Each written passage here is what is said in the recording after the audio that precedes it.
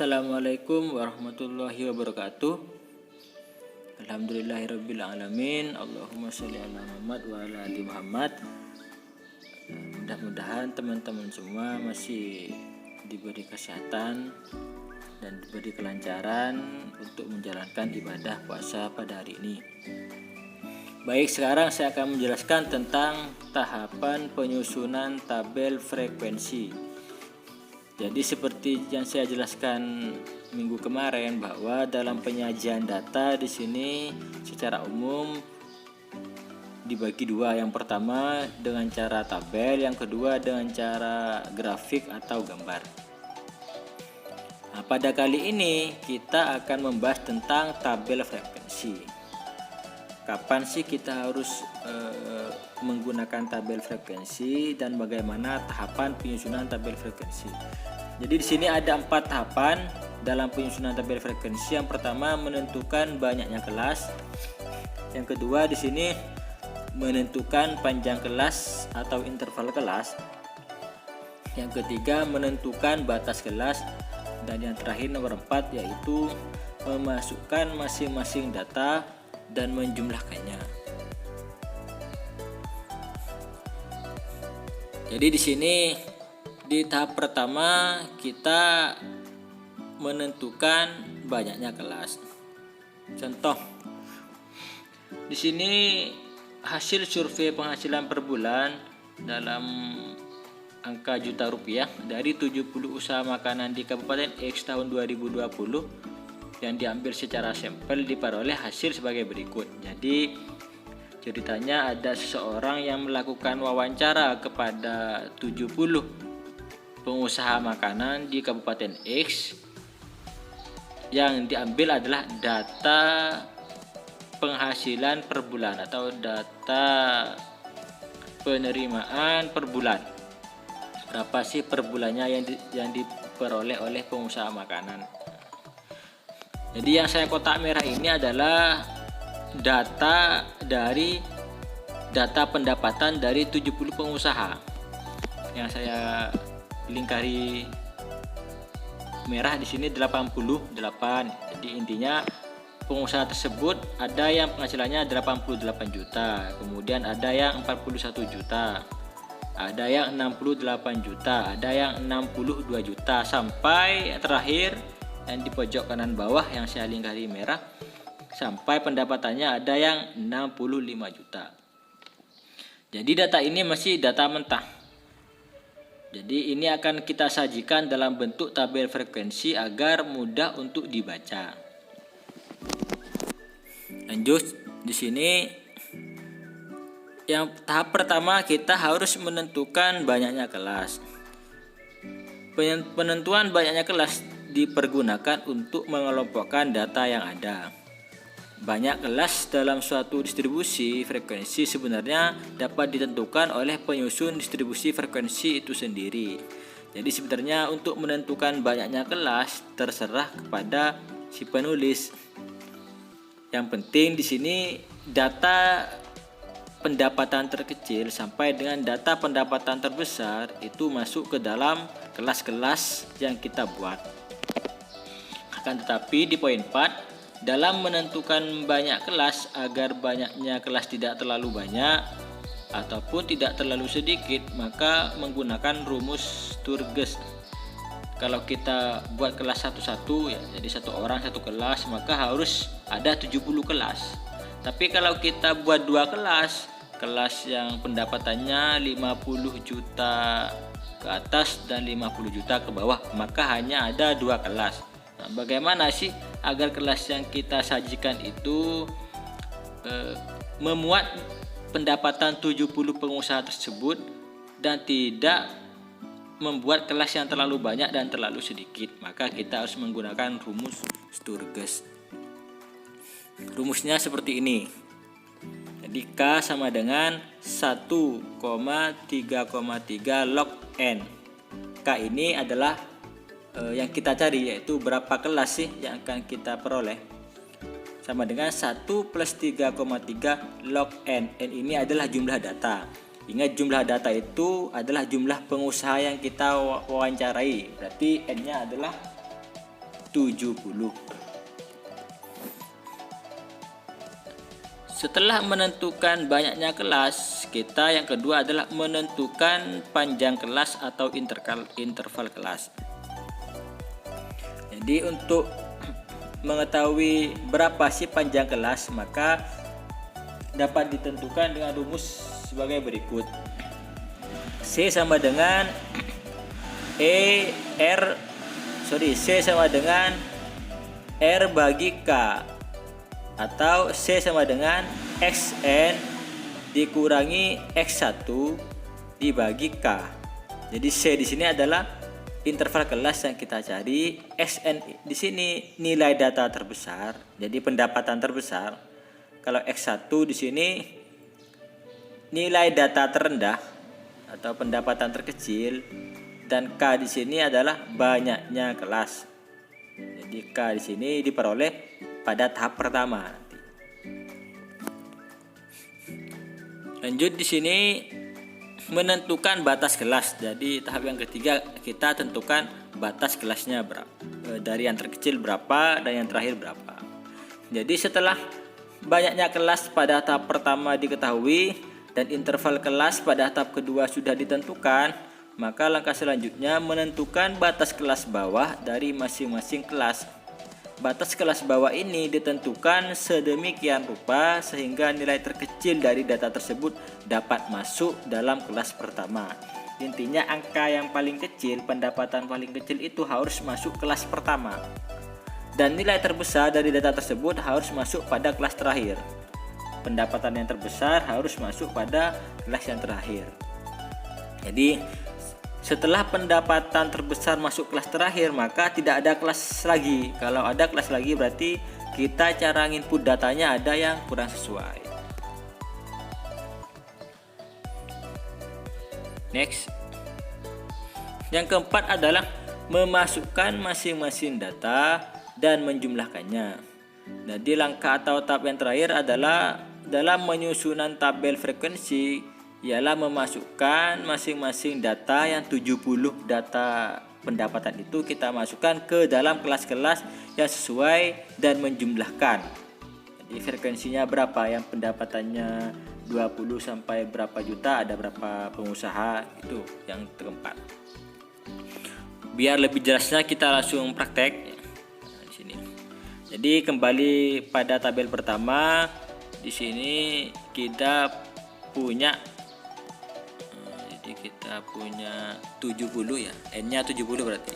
Kita punya data 70 pengusaha makanan, ada yang pendapatannya 80 juta, 88 juta, ada yang 41 juta, ada yang 68 juta, sampai ada yang 65 juta. Jadi ini sebanyak 70. Kalau kita hitung dari sini ke sini, kemudian kita hitung lagi sampai ke bawah, di sini ada 70 data. Tahap pertama kita harus menentukan banyaknya kelas. Tahap pertama. Caranya seperti apa? Rumusnya K sama dengan 1 plus 3,3 log N sama dengan 1 plus 3,3 log 70. Jadi kemarin tadi sudah dijelaskan bahwa N-nya di sini jumlah data sebanyak 70. Jadi sebanyak 70 pengusaha. Berapa log 70? Setelah dihitung ternyata log 70 sama dengan 1,8451. Maka langkah yang terakhir adalah 3,3 dikali 1,8451, hasilnya 6,08. 1 ditambah 6,08 hasilnya 7,08. Kalau kita bulatkan menjadi 7. Berarti di sini intinya kelas yang kita peroleh di sini nanti sebanyak 7 kelas. Jadi nanti kita membuat 7 kelas, atau kalau dalam tabel itu nomornya ke bawah sampai 7. Setelah ketahuan banyaknya kelas, yang kedua kita tentukan panjang kelas atau interval kelas. rumusnya sama dengan yang tadi di ini. C sama dengan XN kurangi X1 bagi K. XN ini adalah pendapatan terbesar. X1 pendapatan terkecil. Coba kita lihat di tabel sebelumnya. Kita lihat di tabel sebelumnya. Coba kita cari berapa sih pendapatan terbesar di sini. Jadi pendapatan terbesar di sini kalau kita lihat adalah 88 juta ini. Ini pendapatan terbesar. Dan pendapatan terkecil kalau kita cermati di sini pendapatan terkecilnya 25 juta. Jadi ketahuan nanti XN-nya 88, X1-nya 25. Maka kita tinggal masukkan bahwa untuk mencari XN kita masukkan angka 88 dikurangi 25 dibagi K-nya 7. Nah, ini K-nya kan sudah ketahuan 7.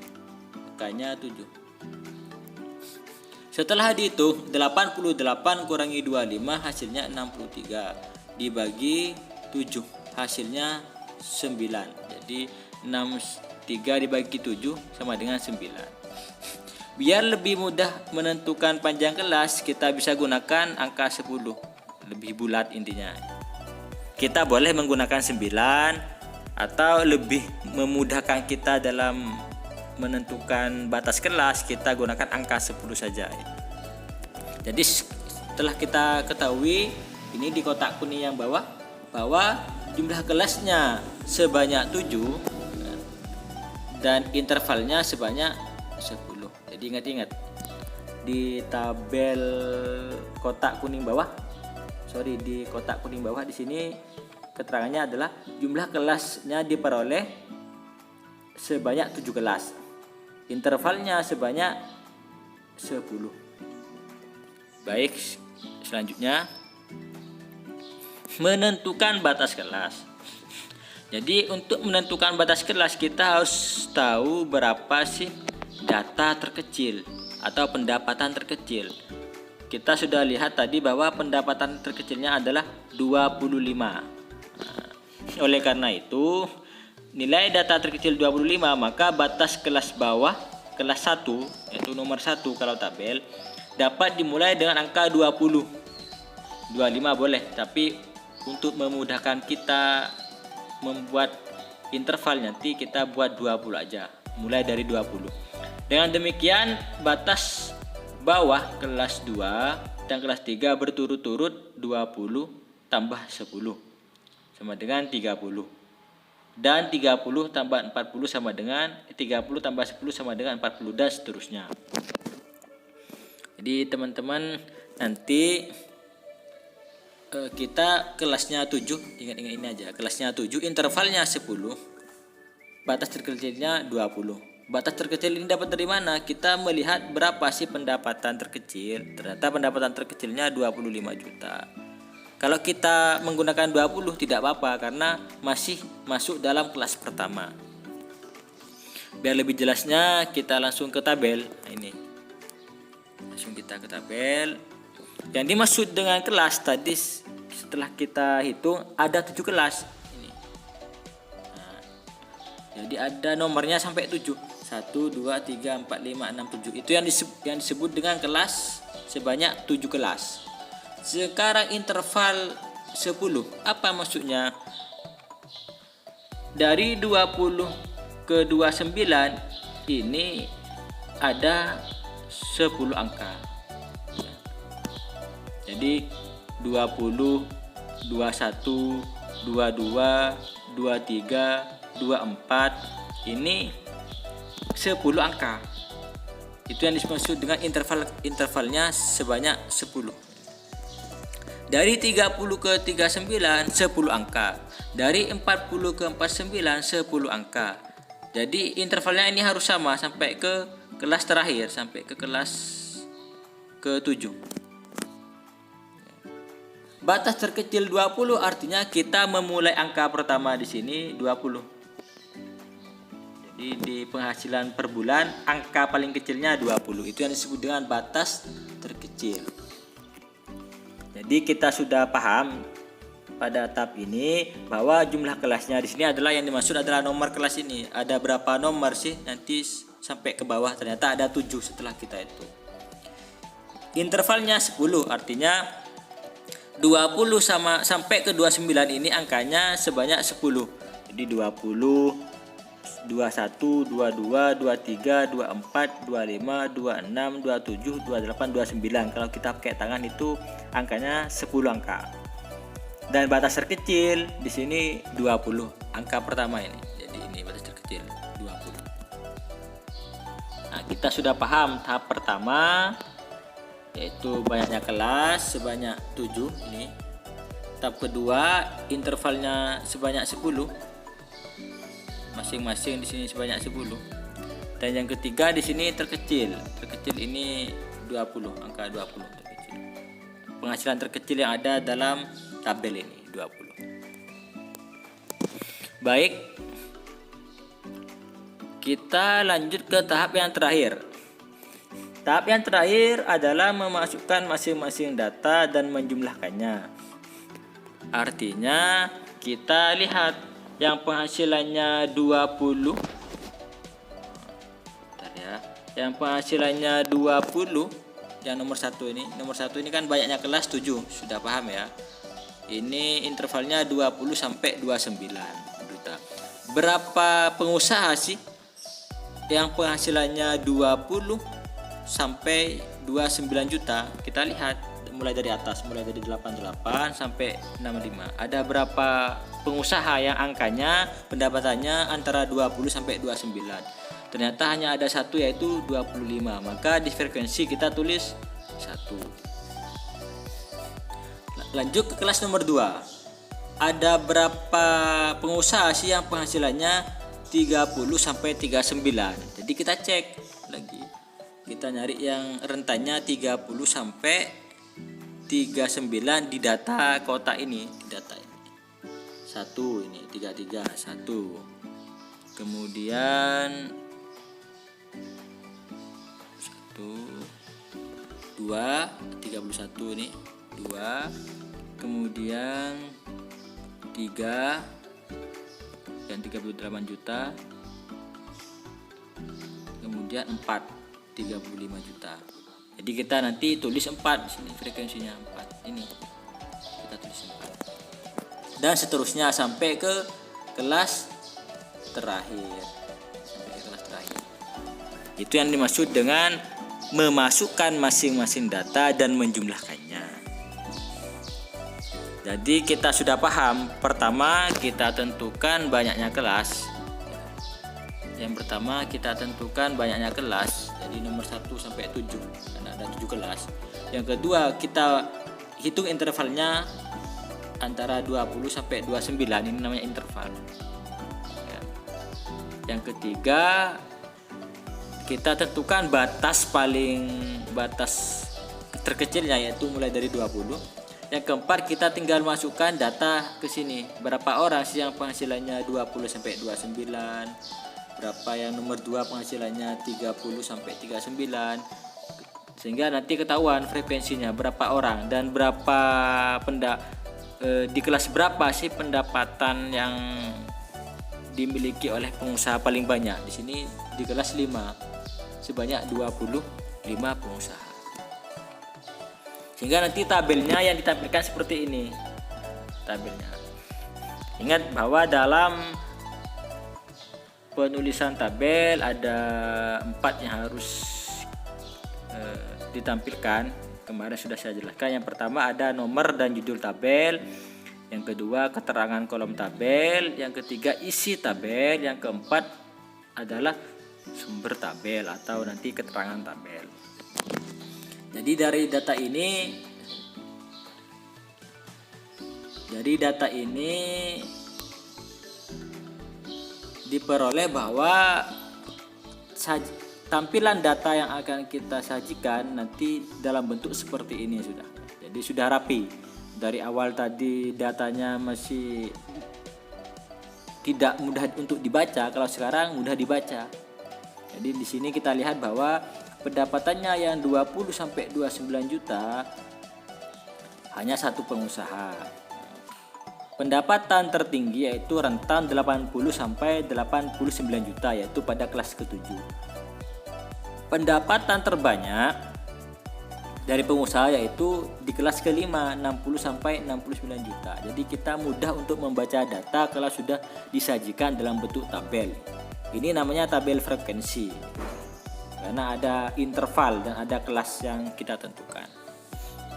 Itu mungkin materi kali ini. Kurang lebihnya saya mohon maaf. Saya akhiri. Wassalamualaikum warahmatullahi wabarakatuh.